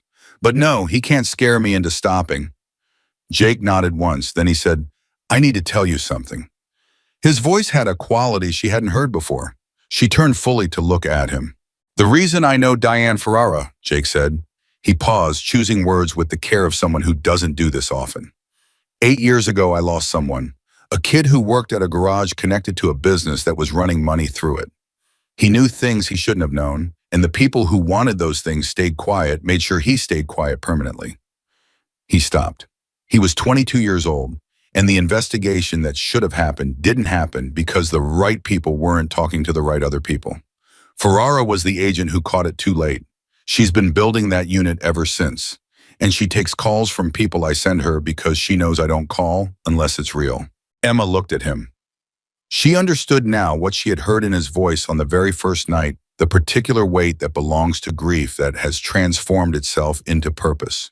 The kind that doesn't go away but learns over time to be useful. I'm sorry, she said, about the kid. So am I, Jake said, every day. A pause. Thank you, Emma said, for calling her. Thank you, Jake said, for being worth calling her for. Monday hit like a starting gun. Ferrara called at 7 a.m. We're moving to formal status today. I need you to be available by phone all day. Don't go anywhere without telling Lawson where you are. And Emma, do not speak to Whitmore again under any circumstances. If he calls, let it go to voicemail and forward it to me immediately. Understood, Emma said. At 9:15, Marcus came into the shop from the lot and said, there's a car parked across the street. Been there 40 minutes. Nobody's gotten out. Emma looked at Jake. Jake said Dex. Dex was already putting his jacket on. Dex walked across the street, stood beside the parked car and looked through the window. Then he walked back. 2 men, watching the shop. Neither of them is Marsh. Private, Jake said. Looks like it. Whitmore hired someone, Emma said. Probably hired them days ago, Jake said. We just didn't catch it until now. Are they going to do anything? Jake looked across the street. Not in daylight, not on a Monday morning on a public street. They're collecting information. Waiting. For what? For a moment when the situation changes in his favor. Jake looked at her. So we don't give him that moment. Emma called Ferrara and told her about the car. Ferrara said, take photos and text them to Patel's number. And I need you to listen to me very carefully right now. We are moving to execute search warrants on the Whitmore construction offices this afternoon. Once we move, his people are going to know. The window between the search and the formal charge is when people in his position take actions they later regret. You need to be somewhere with multiple witnesses for the rest of the day. I'm in my shop, Emma said. I have people here. Keep them there. And Emma, this is the hard part. Once the warrants execute, there's going to be no coming back from this for either of you. You understand that whatever he does next is going to come from a place of nothing left to lose. I understand, Emma said. She stood behind the counter and she understood. At 2:17 in the afternoon, Ferrara texted a single word, executing. Emma showed it to Jake. He read it. He looked up at the 2 men in the car across the street, still there, still waiting, and he went to the door and made a single gesture. Marcus and Dex came in from the lot. 2 other riders Emma hadn't seen in days appeared from somewhere, parked their bikes, and walked into the shop with the unhurried certainty of people who had been told where to be and were simply being there. The car across the street stayed a while longer. Then it left. At 4:03, Ferrara called. We have him, she said, not triumphant, professional, controlled. But underneath the professionalism was the particular quality of a 19-year career, arriving at a moment that makes the 19 years mean what it was supposed to mean. The search produced everything Carlos said it would, and considerably more. We found a second set of records. He kept himself physical records, not digital, handwritten. Emma, he kept handwritten records of every payment, every transaction, every person he paid to stay quiet, including payments to a sitting county commissioner and 2 members of the local planning board. She paused. And Deputy Gerald Marsh. Emma sat down, not dramatically, just sat because her legs made the decision before she did. Marsh, she said, 3 payments over 14 months, Ferrara said, for services rendered regarding the management of civilian complaints. A pause. Which means every report you filed went directly to someone who was already on Whitmore's payroll. The 9 months, every closed door, every misunderstanding, every civil matter, every "we'll follow up" that never followed up. All of it. Not negligence, not indifference. Purchase. Has Marsh been? He's being contacted by our office as we speak, Ferrara said, along with the commissioner and the 2 planning board members. No arrest yet. That comes after the DA reviews what we've brought in. But they've been notified, which means they know what's coming. Another pause. Emma, where is Daniel Whitmore right now? Emma felt a cold clarity drop through her. I don't know. I wasn't at his offices when we executed the warrant. His car is at his house, but his assistant says he left at noon and she doesn't know where he went. Emma stood up. Jake. Her voice came out sharp, and he was already moving toward her before she finished his name. Whitmore is missing. Ferrara says he wasn't at the office left at noon. Jake had his phone out. He said 2 words into it, find him. Then to Emma, stay here. Stay with Marcus. Don't move from this building. Jake, Emma. He stopped at the door and Nika looked at her, and his expression had a quality she had not seen on it yet. Not fear, but the specific alertness of someone shifting from one mode to another, from guardian to something more active. The worst he can do to you now is scare you into making a mistake. Don't make a mistake. Stay here. He left. The next 47 minutes were the longest of Emma Carter's life. She sat behind the counter. Marcus sat in the bay. She answered Ferrara's calls, which came every 10 minutes, each one asking if she had any information on Whitmore's location. She said no each time. She kept her phone on the counter and watched it and did not pace because pacing was how the fear got out, and she needed the fear to stay in and be useful. At 4:50, Jake called. He's at the county courthouse, Jake said. He's been there since 1:30. Emma frowned. The courthouse doing what? Talking to his lawyer, who has apparently spent the afternoon drafting a preemptive disclosure. A pause. Emma, he's cooperating. She heard it, but it didn't land for a moment. His lawyer reached out to the county DA this afternoon before the warrants executed. Before he knew what the state had, he was trying to negotiate terms offering to disclose information about the elected officials in exchange for reduced exposure. Jake's voice carried something dry and flat. He didn't know the state already had it all. He thought he was getting ahead of it. He was already too late. Emma pressed her hand over her mouth, not in distress, in something closer to the inability to immediately process the particular justice of what she was hearing. So he tried to run, she said, and the direction he ran into was straight toward us. He ran toward what he thought was cover, Jake said, because that's what men like him do. They always run toward the people they've bought, except this time the people he'd bought were already caught. Emma took a breath, and then another. Is he going to face charges, she said. Ferrara says yes. The preemptive disclosure actually helps build the case, not dilute it. He confirmed things on record that they would have had to prove circumstantially. A pause. His lawyer made a spectacular miscalculation. What happens now, Emma said. Now, Jake said, you let the process work. Ferrara's team, the DA, the federal level if it gets there. You've given them everything they need. Now it works without you. Emma looked around the shop. The fixed lift, the whole window, the steady light, the workbench where her father had stood for 31 years, doing the next thing, just the next thing, fixing what was in front of him and trusting that the rest would follow. Jake, she said, yeah. Come back to the shop. A pause. Brief. On my way, he said. She hung up. Marcus looked at her from the bay. He could read faces too, she had learned. It's moving, he said. It's moving, she said. He nodded. He went back to work. The sound of tools on metal filled the shop, clean and ordinary and exactly right. When Jake walked back through the door 20 minutes later, Emma was behind the counter where she always was. She looked at him and he looked at her, and neither of them said anything for a moment because the moment had enough in it already. Then Emma said, "I need to call Sharon and Roy." "You do," Jake agreed, "and I need to call Carla." "You do." And then Emma said, "I think I need to fix the alignment on the truck in Bay 2 because the owner is coming for it tomorrow morning, and I told her it would be done." Jake looked at the truck in Bay 2, then at Emma. "I'll hold the light," he said. She got her tools. She went to work.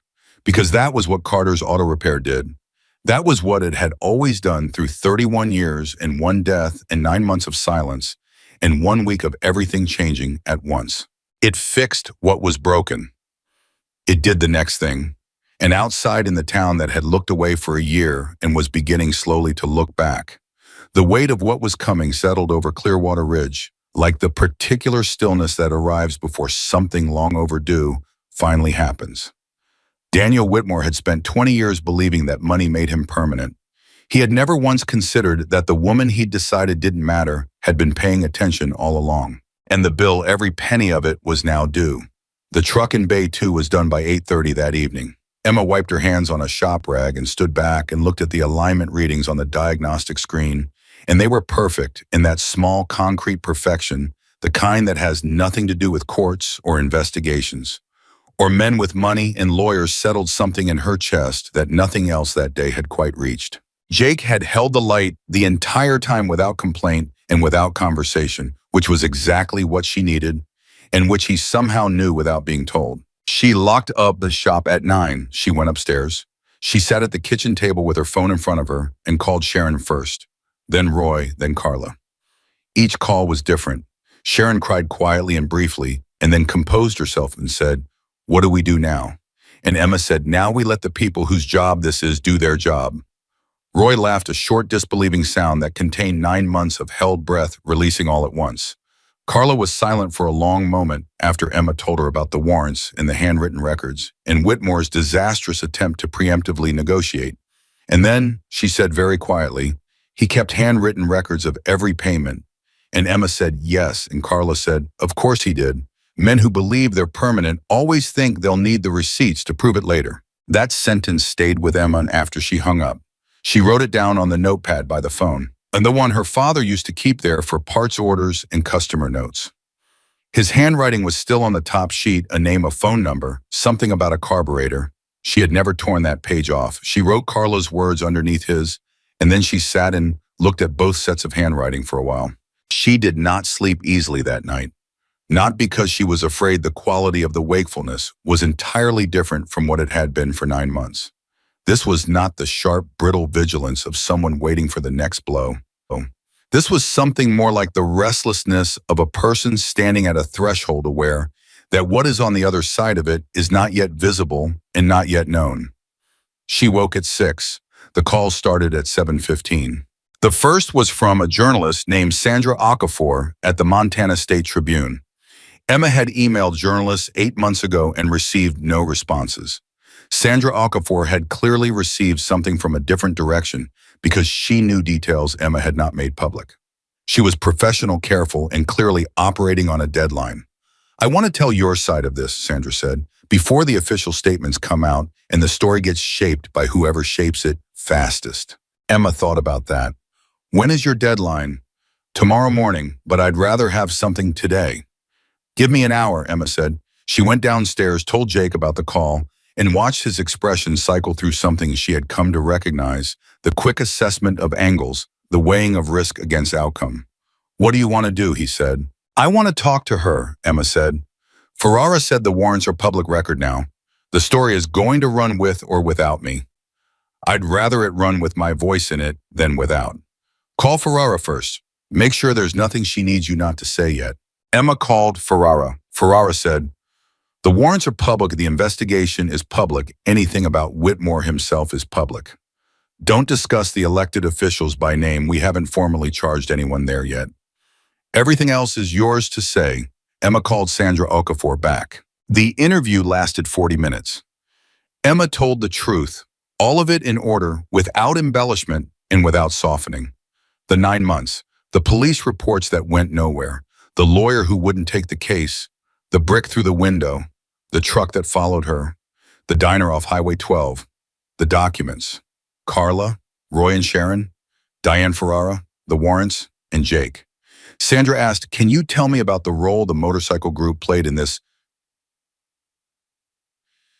Emma paused. She thought about how to say it accurately.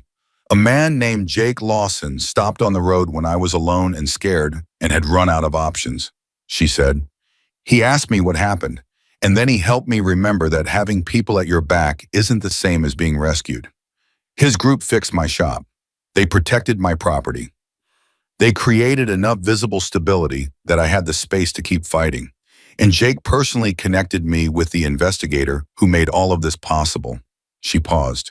"The people who are supposed to protect a town failed completely.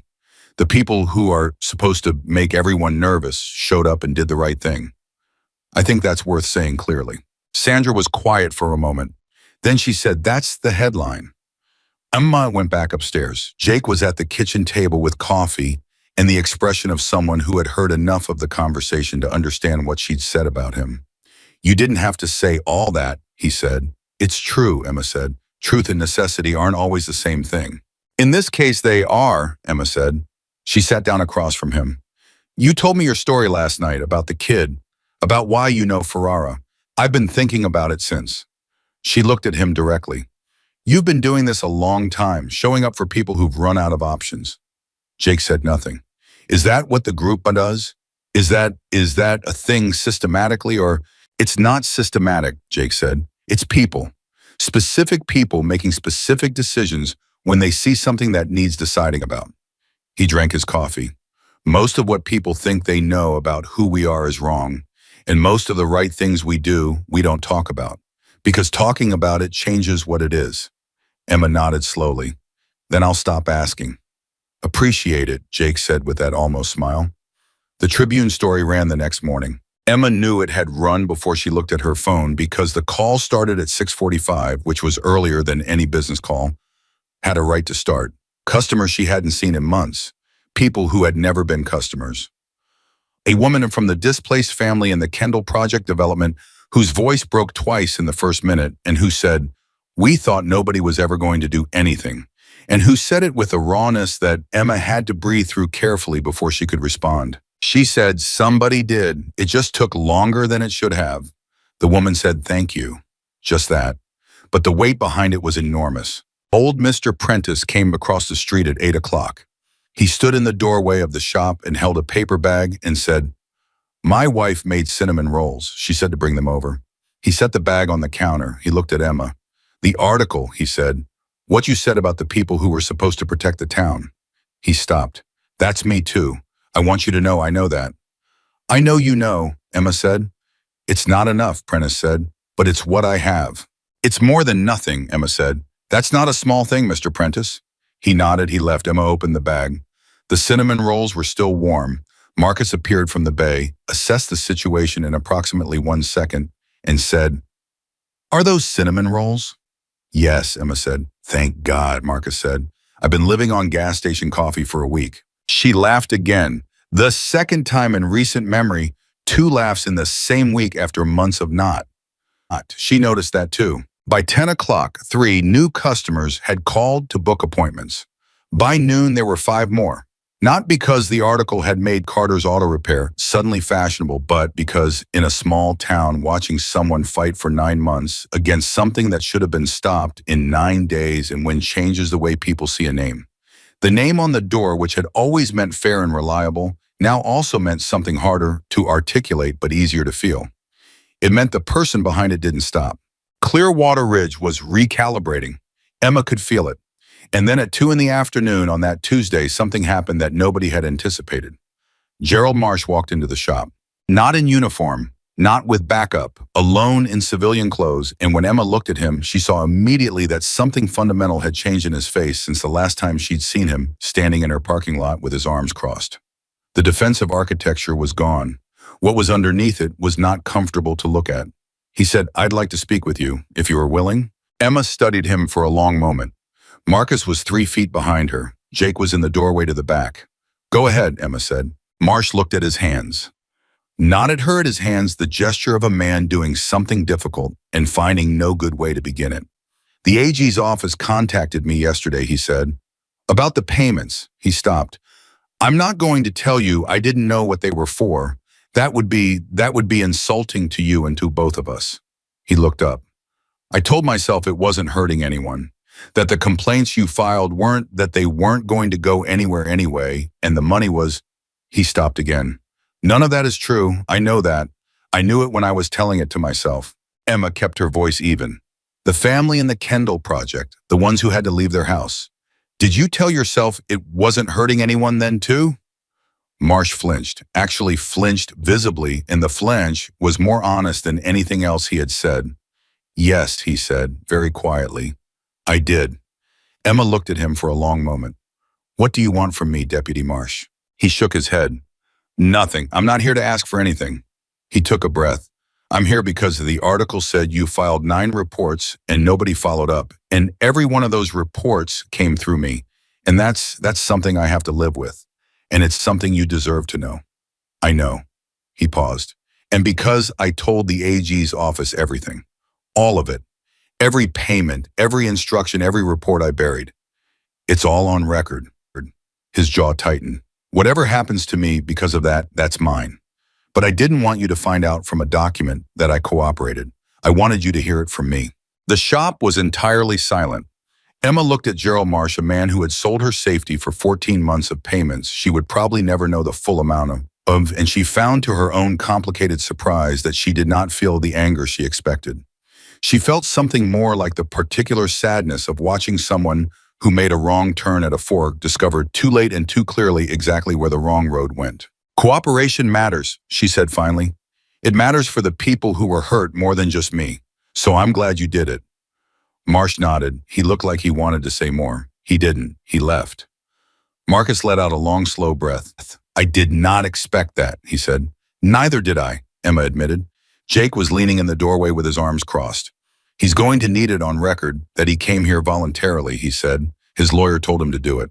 Probably, Emma said. Doesn't make it not true. Jake considered that. No, he said. It doesn't. The formal charges came on Thursday.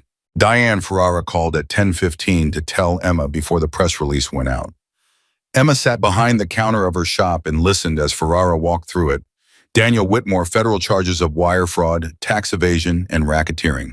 3 counts of obstruction of justice. The county commissioner and 2 planning board members charged with bribery and misconduct. Gerald Marsh charged with accepting bribes and misconduct in office, his cooperation noted in the filing. The case referred for federal review given the multi-state scope. A separate civil proceeding to be initiated on behalf of the affected home owners in the Kendall project. Emma listened to all of it. When Ferrara finished, she said, how long until trial? Months, potentially a year given the scope. But the charges are filed and they're solid. The handwritten records alone would have been enough. Everything else just makes it airtight. A pause. Emma, you should know that in 19 years of doing this work, the quality of documentation you built under the circumstances you built it under it's not common. The fact that you kept originals and copies in separate locations, the fact that you filed every report and kept every case number, the fact that you found Carla. Ferrara stopped. You built the case. We just had the authority to move it. Emma pressed her lips together. Thank you, she said, for picking up the phone. Thank Jake Lawson, Ferrara said, and then thank yourself. She called Carla, who had been back home in Clearwater Ridge for 2 days, and told her. Carla said nothing for 10 seconds and then said, my kids came back home yesterday. They slept in their own beds last night. Her voice caught. I know that's not the most important thing in the context of all of this, but that's what I keep coming back to. They slept in their own beds. That's exactly the most important thing, Emma said. She called Roy. He whooped an actual, unambiguous whoop of satisfaction that Emma had to hold the phone away from her ear for, and then called out to someone in the background. Presumably, Sharon and Emma could hear the sound of 2 people in the kitchen receiving news they had waited too long to receive. She called Sandra Okafor and gave her the quote for the follow-up story. 9 months ago, I walked into a police station with documents and a case number, and nobody cared. Today, the federal government is prosecuting the man who paid them not to care. I want everyone who is sitting in a similar situation right now, who has the evidence and the truth, and no one willing to listen to know that the listening can start with one person. Just one. Find that person. Sandra said, "That's going to be the story." "Good," Emma said. "That's why I said it." She hung up. She put the phone down on the counter. She stood in the middle of Carter's auto repair and breathed. The shop smelled like motor oil and cold concrete in the cinnamon rolls from 2 days ago, and coffee and the particular metallic cleanness of tools that had been used and put back where they belong. It smelled like her father's 31 years and her own 24, and the week that had just happened layered over everything. It smelled like a place that had been fought for and was still standing. Jake walked in from the lot. I had the look of someone who had just read something on his phone and was deciding how he felt about it. The Tribune updated the story, he said, with the charges. "I know, I talked to Sandra." He looked at her, not the quick assessment he often used, the longer, quieter kind. "How are you?" It was a simple question, and she gave it a simple answer. "I don't know yet. Ask me in a week." He nodded. "Fair."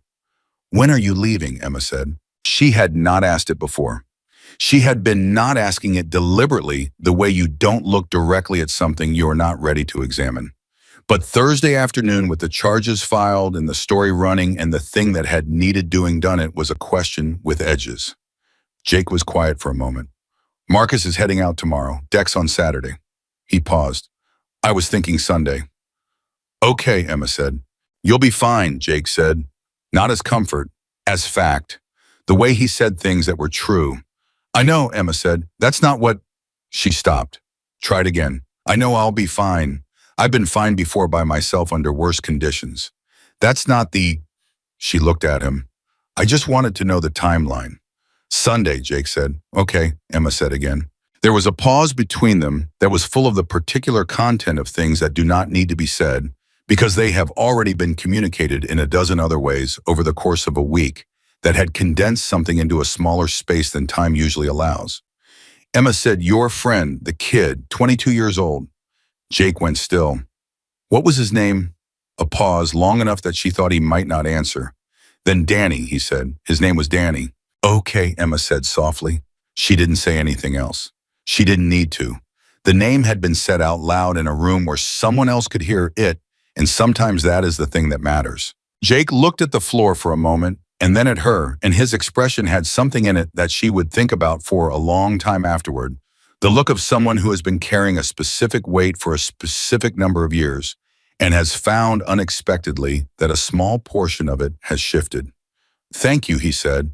"You already thanked me," Emma said. "Different thanks," he said. She nodded. She understood. Friday and Saturday passed in the productive, slightly surreal rhythm of a situation that has moved from crisis into consequence. Customers kept coming. Emma kept fixing things. Marcus left on Friday morning with a handshake for Emma that lasted long enough to mean something, and a look at the shop that was the look of someone memorizing a place they expect to think about later. Dex left Saturday with fewer words which suited him, and a nod that carried everything the words would have. On Saturday afternoon, something happened that Emma had not prepared for emotionally, though she should have. A woman came into the shop. Her name was Patricia Linden. Emma recognized the name, but not the face, and then the woman said, "We were in the Kendall project, house number 7, the one with the East Foundation." And Emma knew. Patricia Linden was 41 years old, and she had a daughter in 6th grade, and she had spent 8 months living in her sister-in-law's basement while the county decided what to do about a foundation crack that should never have existed. She stood on the customer side of Emma's counter, and she looked at Emma the way people look at someone when they have thought about them for a long time before meeting them. "I need you to know something," Patricia said, "before I say anything else." She took a breath. "When it happened, when the foundation cracked and we had to leave, I tried to find out why. I talked to the county. I talked to the contractor. Everyone said it was structural, unpredictable, nobody's fault. And I believed them because I didn't know what else to do." She paused. "And then 8 months later, we moved back into the house after the repairs, and I told myself it was over, and I tried to let it go." Her voice caught. And the whole time you were fighting, I didn't know. I didn't know anyone was fighting, Emma said carefully. You couldn't have known. But you were, Patricia said, alone for 9 months because of what happened to my house and 6 other houses and God knows what else. She pressed her fingers to her eyes for a moment. Then she looked up. The civil proceeding they mentioned in the filing. The one for affected homeowners. How does my family, how do we... I'll get you Ferreira's number, Emma said immediately. She has a victim coordination unit. They will walk you through every step. She was already writing it down. Patricia, what happened to your family is exactly what this is supposed to fix. That's not a guaranteed outcome, but it is exactly what the proceeding is for. Patricia took the paper with the number. She held it with both hands. She looked at it and then at Emma, and she said, how did you keep going for 9 months alone with nobody listening? Emma thought about it. She thought about the flickering light she hadn't fixed for weeks because she'd stopped believing it mattered. She thought about lying awake at midnight running the list. She thought about the moment in the dark beside the abandoned gas station when a stranger asked a question nobody else had bothered to ask. I almost didn't, Emma said honestly. There were days I was completely ready to stop. The day before Jake found me, I was sitting in this shop thinking about whether any of it was worth continuing. She paused. And then someone showed up and asked what happened. And I told the truth instead of lying. And that was the thing, just telling the truth when someone actually wanted to hear it. That was enough to keep going. Patricia looked at her for a long moment. I'm going to call that number today, she said. Good, Emma said. Call me too if you have questions she can't answer. I don't have your number, Patricia said. Emma wrote it on a second piece of paper and handed it to her. It was the first time in 9 months she had given her personal number to a stranger without calculating risk first. The calculation had changed. Sunday morning, Jake was packed and ready at 7. Emma came down at 6:45, which she told herself was coincidence and understood was not. He was at the kitchen table with the last of the coffee and his jacket over the back of the chair and his helmet on the table beside his gloves, and he looked like a man who had been somewhere long enough to feel the difference between arriving and leaving. Coffee's fresh, he said. She poured a cup. She sat across from him. They drank in the comfortable quiet that had become their language, not the absence of things to say, but the presence of enough between them that the words were optional. After a while, he said, I've been thinking about what you said, about how the right things you do, you don't talk about. Because talking about it changes what it is. Yeah, I've been thinking that might be the most important thing anyone said to me all week, except for the first thing.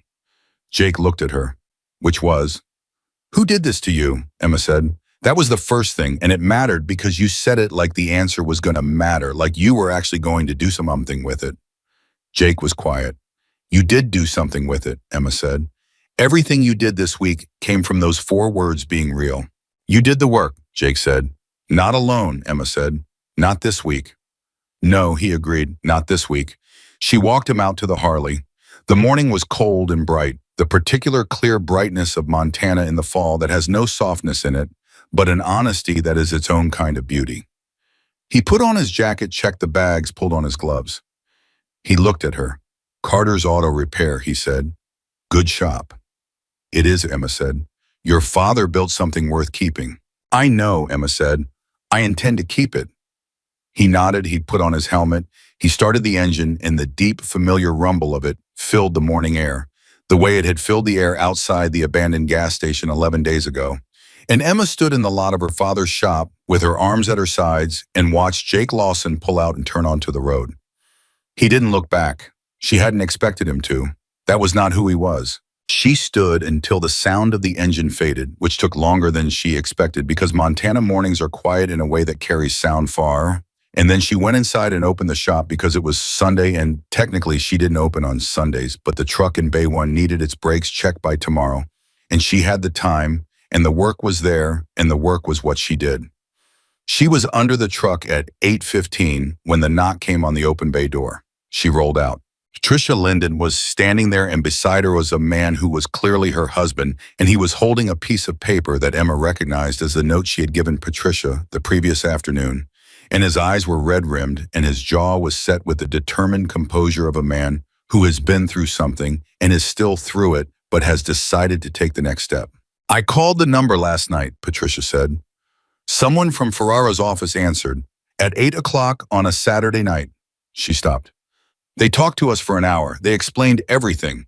They're sending paperwork Monday. Monday. Emma wiped her hands on the shop rag.